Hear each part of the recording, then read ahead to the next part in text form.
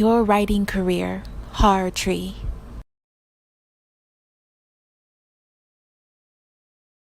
So nice to meet you. Nice to meet you, Ivana, right? Yes, a lot of people have trouble pronouncing it, but you got it right. Yeah. Cool. Pronounce your last name. Breukelaar? Breukelaar. Okay. Well, this is my very first time hosting an author interview for HorrorTree, so I'm so excited to have you on. You are my first Nice. one for the show. Very exciting. I didn't even know that they had a show, to be honest, so that is cool.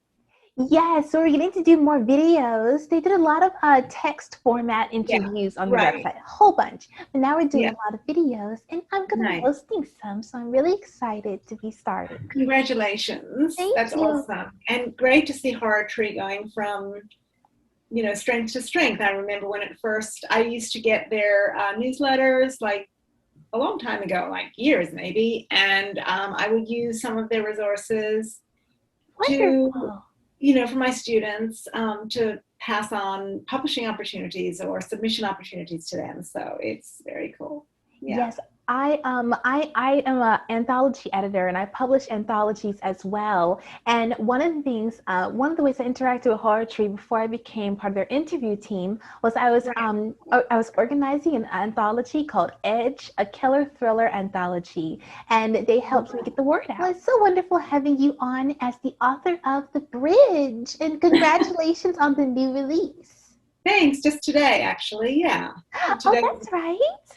Today's book day. Yeah. Happy #publication day.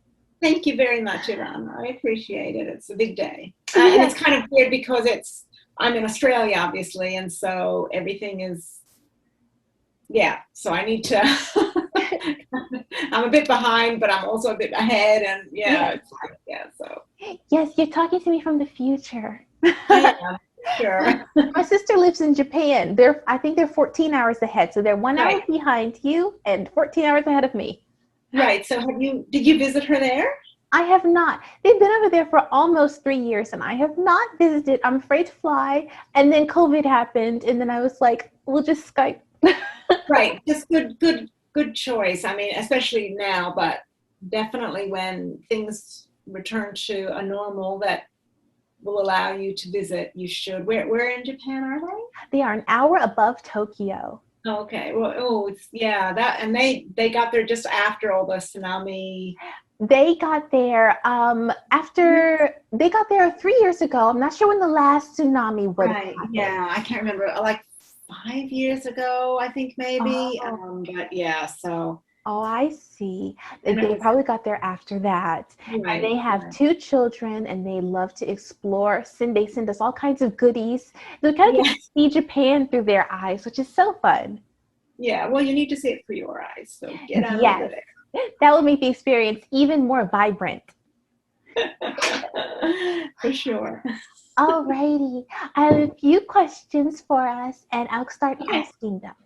Okay, go for it. All right. So I love to ask authors, coffee or tea? Well, coffee. Coffee. I know, right? I do drink tea. In fact, I'm drinking a tea now, but only because I can't drink another coffee right now. I've got to wait. So in between coffee, I drink tea, but definitely coffee. I know what you mean. I drink a vanilla macchiato every morning, and I might have an Americano throughout the day, and I end the night with tea. I notice caffeine doesn't really affect me, so I can end up I can drink a whole bunch of it and not really have effects until I drink like so much of it, I start having palpitations. I'm like, oh, okay, I guess I've hit my mark. So there's nothing in betwing for you, right? No. It's just like cruisy or palpitations. Right? Yes, that's it. It's just funny, isn't it? Well, at least your body is speaking to you in a pretty kind of clear way. It gives me a warning. Like, hey, there's too much now. Oh, no, I love coffee, yeah. Yes, I do too. So this story, your story, The Bridge, has witches, maids, that's in italics because they have a title and a meaning in this story. Right, exactly, yeah. Myth, legends, assassins, and a paradise across the bridge, a robot, and a religious cult type of leader over a group that he created, and so much more. How did you keep the plot so cohesive? Well, I thought that was a really interesting question, and I kind of haven't been asked that question before, so I really appreciate it. And I think that my listeners will really appreciate it, or your listeners will really appreciate it, especially if they're struggling to write a sprawling plot as well. Yes. For me, I have to say, plotting is not a major problem. Yeah. So I seem to be able to handle that. The plot came out of a short story. And so all of those things were kind of emergent in the short story anyway. So it was really just a matter of, okay, exploring the cult, exploring exactly, I knew exactly what maids were, but in fact, in the title, in the title, they didn't, in the original story, they didn't, sorry, my little doggy is wanting to come in, so I might just need to That's okay. It's okay. So plot cohesion, it was all kind of there, and so it was really just a matter of taking each strand, and tell me if I need to stop talking. No, not at all. So it was really just a matter of taking each strand to where it needed to go and no further. And I'm okay at kind of doing that, I know for some people, they go down rabbit holes and then they have to kind of cut out whole sections of it and use that for the sequel. And that's all really great. And that, that is a really good option to use sort of plot excess or so on for sequels. But for me, it just wasn't, cohesion of the plot wasn't, and I think that one of the reasons was because it was I think the first time I wrote a novel in first person, so I knew that everything had to be limited to what Mira could know. I couldn't go off on any exposition. I couldn't say everything that she knew, and she was a very unreliable narrator because half of it was told from the point of view of her as a child, and the other half was told from the point of view of a really sort of messed up 19-year-old. So the whole thing was limited to what she could handle, and so those two things stopped me from making it be too shaggy. That's wonderful. I love getting that insight. I'm definitely a plotter myself because I love to write also. And I think that it one of the stories that I created, one of the novels that I've written, it was based on a short story. And I feel like it gave me such clarity beginning from a short story and developing it, expounding upon it. And I'm doing that again with another novel right now that I have, a short story I wrote.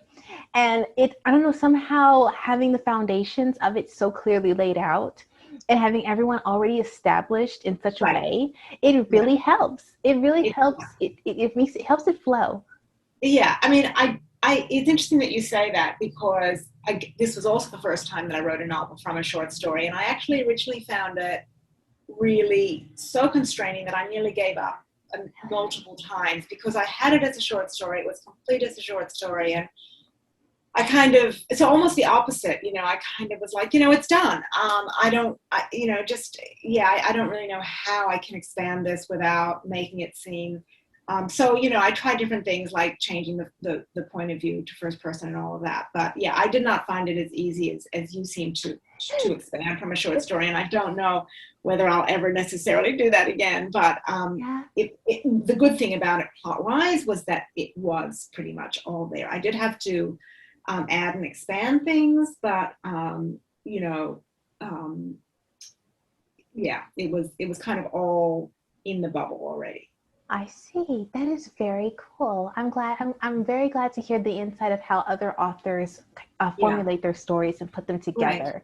I think it helps other budding writers feel like there is no set standard. It's basically whatever works. for you. Right, but you're right. But I think that with I do. I mean, because I work with young writers, or starting writers, not always young, all the time. And the question that you ask there comes up all the time. Wow. How do I keep my plot cohesive? I've been working on a novel now for 3 years, and I'm only in the first sort of section, and it's already 300 pages, and it's already sort of covering 25 worlds and all of that. And so it is a real problem. The cohesion of plot, because we love as writers to make stuff up. Yeah. and so but making stuff up is not the same as plotting, and I think that's where, I mean, a world, setting and plotting are different things. So yeah. True. So how did you conceptualize the father, the leader of the group? Yeah. Again, he seemed, to be already there. He seemed to be a found subject. I felt, or I feel, that we know the father in fiction. We know him from, figures like, Frankenstein, and other kind of, cultish masterminds. We know him in real life, through the kind of I mean, I don't want to mention any names, but, public figures whose grasp is beyond their reach. Yeah. And so, but that doesn't stop them, So, we when we know it through gender politics in the last few years. So I felt that he was already there. We know it from stories of,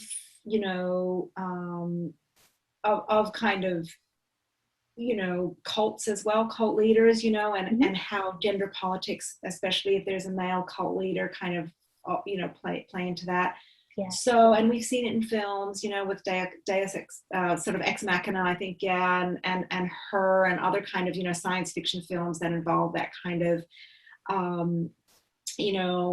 creator of that kind of fantasy of AI female merges. So I felt as though he was really already there, and I just had to find out what made him, belong to this book uniquely. And so, yeah.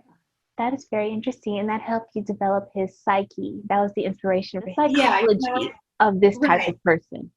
Yeah, that's right. Yeah, this type of person. Yeah, I guess so. The sort of the psychology, the MO, the so on. But I mean, he's complicated by the fact that he gets involved with, I don't want to have spoilers here, but he gets involved with one of the other characters in a way that he feels he controls. He's sort of deluded by this fantasy of control, and that fantasy of control makes him believe actually that he has more than he in fact does, because he's not only dealing with women who have their own agenda, but he's also dealing with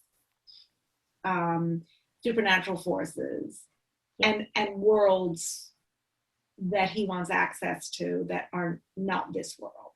Yeah. So, he all very intriguing. He bites off a little more than he can chew. Because he starts almost like he drinks the Kool-Aid and almost starts believing in his own, the perception he gives others. He starts believing it about himself. Oh, absolutely. He's a total believer. He seems to have no doubt. The only thing that makes him doubt himself is, when his forever code doesn't work. And then, like, as I say, with multiple births, what is it about multiple births that confound his code, and readers will know what I mean when they read the book. But he basically, he codes compliance onto all of his AI hybrid women, or his females, but multiple births confound this code and in those ways. So yeah, that really makes him doubt. becomes, it's an unexpected factor that kind of shakes Exactly. it shakes his faith. It shakes his face, and he won't admit it. But and then his ravens as well. Like he kind of proves to himself that he can do anything when he makes these AI kind of ravens.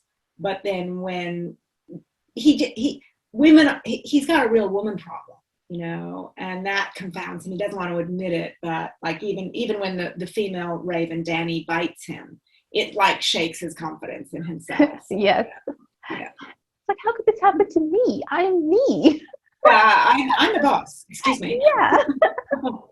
Well, speaking of fiction and other books, what is your favorite TV or movie adaptation of a book? Yeah. Well, I guess most recently Queen's Gambit, and the Walter Tevis book. And I also really love The Man Who Fell to Earth, which is another adaptation of Walter Tevis's, or is it Tevis? Tevis, I think. His book. But yeah, I mean, yeah, so many. Yes, that's And then there's series adaptations of movies, like Westworld was one of my favorite productions of an adaptation of a which I guess was a book once. So yeah, that would probably be where I am with that now. That's wonderful. I love seeing movie adaptations of books and TV adaptations. I love short series. I feel like they can give it the best. Yeah, they're where it's at now, right? Yes, it is. It's like it's the best crafted form of scripted television to me. Completely, yeah. We're really in a golden age of it now, and there's just too many limited series. Like it's my downfall. That's all I did for a year. Really, was just watch TV. I love it. I'm a big binge watcher. When I find something I really like, I'm like, I'm watching all of this. It's gonna be my little treat at night with my tea. Yeah, me too. Me too. And sometimes I do it. I watch it again and again. Like I just watched Better Call Saul. I was late for Better Call Saul, which I loved. So that forced me to have to watch Breaking Bad all over again. So I'm now watching Breaking Bad again. Oh, always top 10 favorite Breaking Bad for me. And then I love this show that I found on it's from Sundance, but it's on Netflix. It's called Rectify. Have you seen that one? No, I haven't. I watched Justified, but I didn't see Rectified. So I'm going to write that down, and I will, definitely check it out. Thank you, Ivana. Wonderful. It is really nice. It's a drama, but it has such sentimental value too. It's like Cool. and they ended it after 4 seasons. They had high ratings, so they said, you know what, we're gonna wrap these stories up right here and just give us a nice little closing with everybody. And you don't even really know the conclusion of a part of the story at the end, which a lot of people are not happy about. But they said it's kind of like you're leaving friends. You don't know exactly what's going to happen in their lives. Oh, it's so true. You wish the best for them, and you see good things coming. Yeah, for a long time, you're just really in that world, and I think that was really, honestly, so sustaining and valuable for so many of us through the pandemic year, especially. It connected us in strange ways, but it did. Yes, that's true. That's very true. Mm-hmm. So there are 2 themes that I noticed within the story, which are truth and outcasts. What do you hope is the takeaway for readers of The Bridge? I have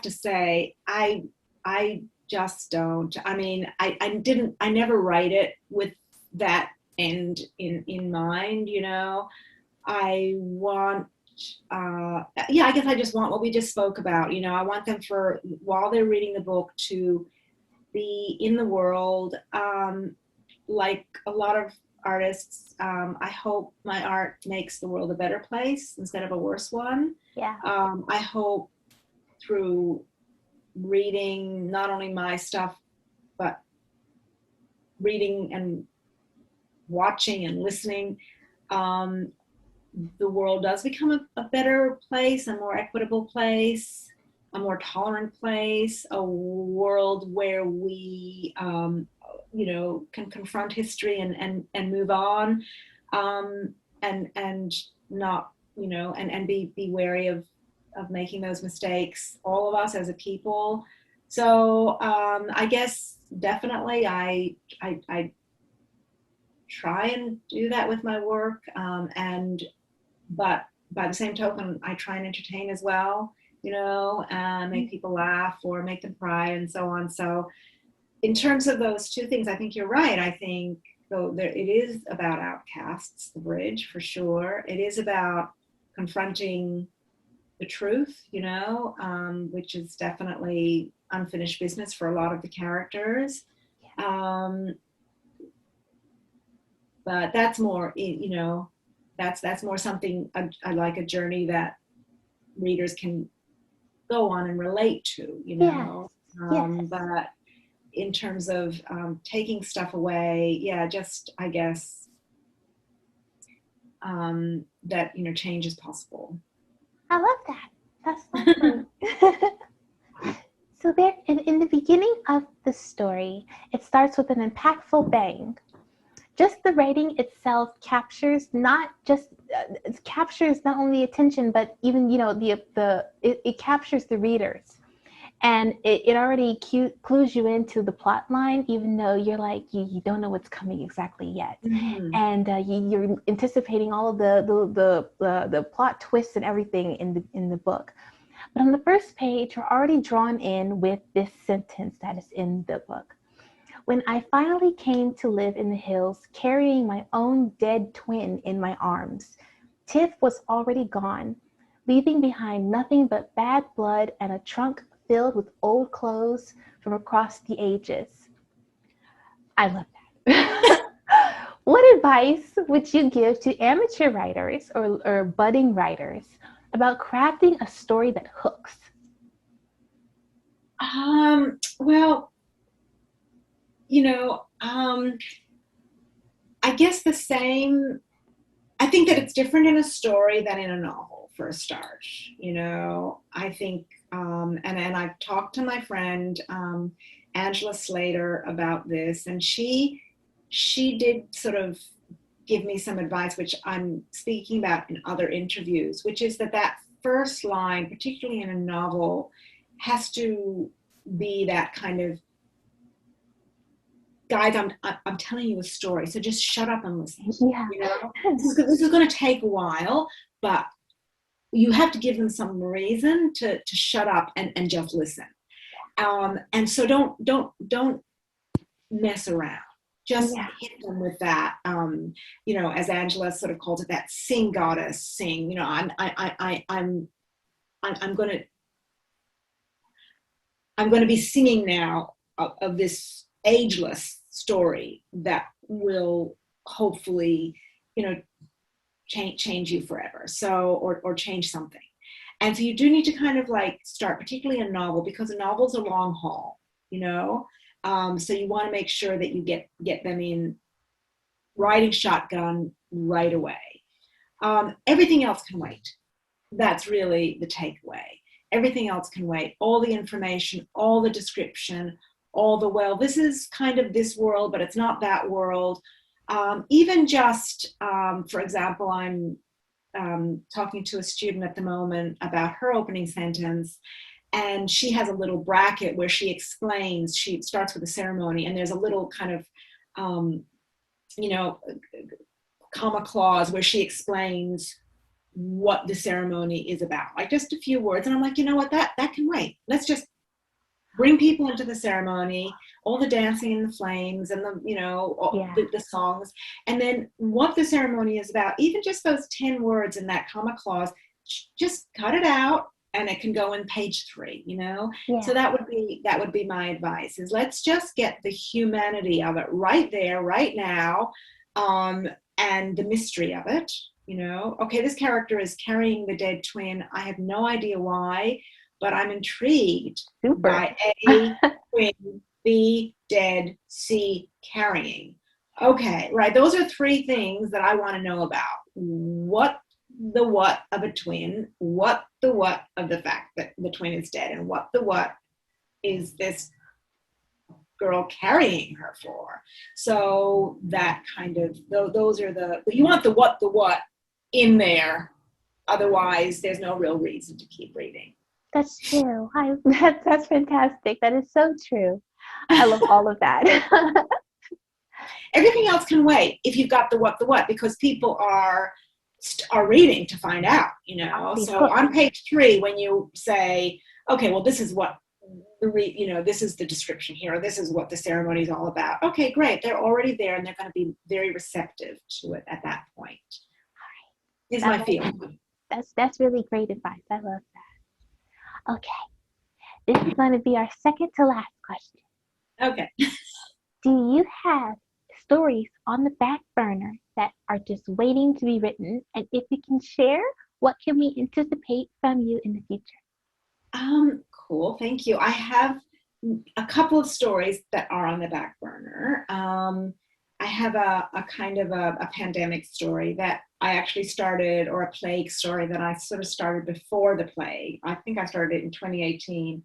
And I found it the other day when I was kind of looking for something to write. So I'm working on that. I am working on a collaborative novella at the moment with Angela Slater, and a dark dark fantasy, I guess. And apart from that, I can feel a novel in the air. Yeah. I'm not quite sure what it's going to necessarily be about. I think it's going to be a haunted house or a haunted something. Oh, lovely. Oh, I'm intrigued already. This is wonderful. And I know what you mean, that you can just feel one coming. It's like I'm on the cusp of something new. Something very interesting is going to be revealing itself to me very soon. I'm excited to see it. You have to be, and that's something that I'm glad that you feel too, because that's something, you have to be receptive to that. You can't rush it.